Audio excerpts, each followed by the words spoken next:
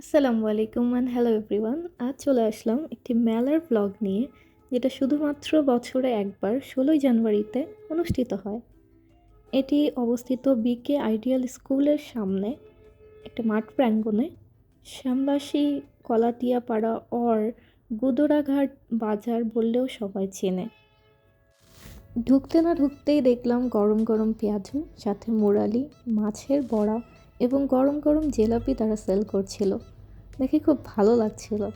আরেকটু ভিতরের দিকে যেতে যেতেই দেখলাম সামনে একটা স্টলে তারা চিংড়ি ভাজা, বার্গার, টিকিয়া এই টাইপের অনেক কিছু সেল করছিল। দেখতে খুব ভালো লাগছিল আসলে।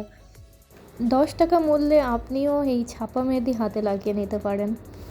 তারপরে ছিল ছোট ছোট মাটির ঘর সাজানোর জিনিসপত্র, পাশেই ছিল মাটির হাঁড়ি পাতিল। শুধুমাত্র 90 দশকের ছেলেমেয়েরাই আসলে এগুলোর মূল্য বুঝতে পারবে। তার একটু সামনে যেতেই দেখলাম অনেক রকমের জুয়েলারি কালেকশন। তারপর দেখেন একটা ড্রাগন ট্রেন, যেটা উঠে সবাই খুব মজা পাচ্ছিল। নাও মাই ফেভারিট, বিভিন্ন রকমের অনেকগুলো আচার বিক্রি করছিল এই মামা। খুবই লোভনীয়, তাই না? তারপরই আমার চোখে পড়লো এই সুন্দর ইয়ার বেলুনের ওপর।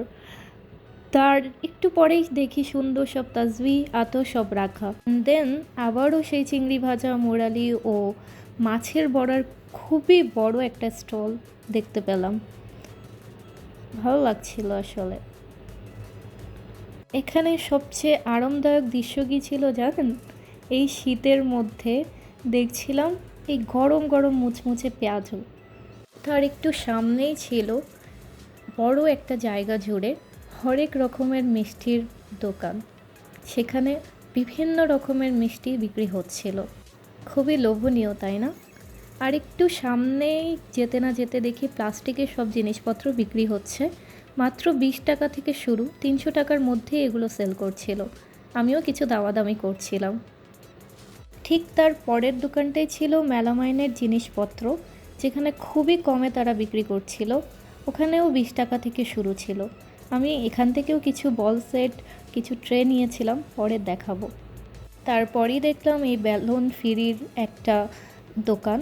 সেখানে আমি মাত্র 100 টাকায় এই বেলুন ফ্রিটা নিয়েছিলাম। Can you imagine? এই মাত্র 100 টাকা। তার পাশের দোকানেই ছিল মেয়েদের সাজার সব সামগ্রী। এই মামার দোকানটা দেখায়, যেখানে সব কিছু ছিল 20 টাকা মূল্যে। খুবই ইন্টারেস্টিং না?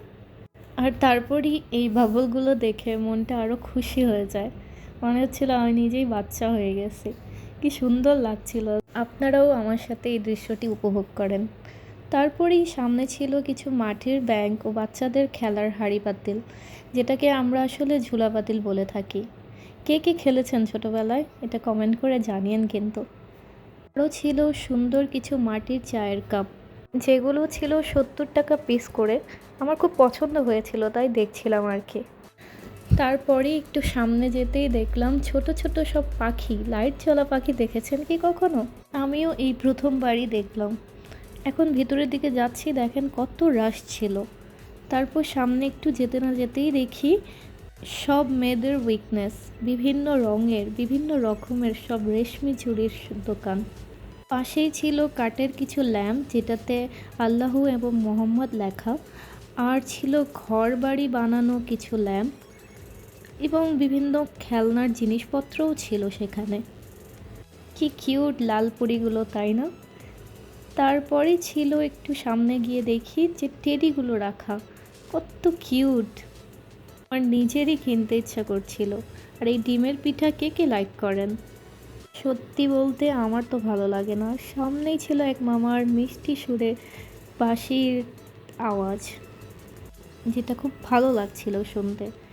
এখানে সামনে গিয়ে দেখি কিছু আমসত্ত্ব ও পাপড়ি রাখা ছিল। And now my favourite panipuri, তাও এত রকমের টকের সাথে তারা সার্ভ করেছিল।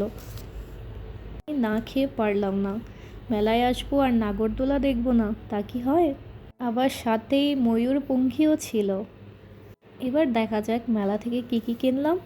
এই টি ট্রেটা নিয়েছিল 100 টাকা, আর এই বল সেটটা নিয়েছিল 300 টাকা। আর আমি একটা বেলুন আর ফ্রি কিনেছিলাম সেটা ছিল 100 টাকা অনলি। Can you imagine? ব্লগটি ভালো লেগে থাকলে please do like, share and comment. আবার চলে আসবো নতুন কোনো জায়গার নতুন কোনো ব্লগ নিয়ে। টিল দেন, আল্লাহ হাফিজ।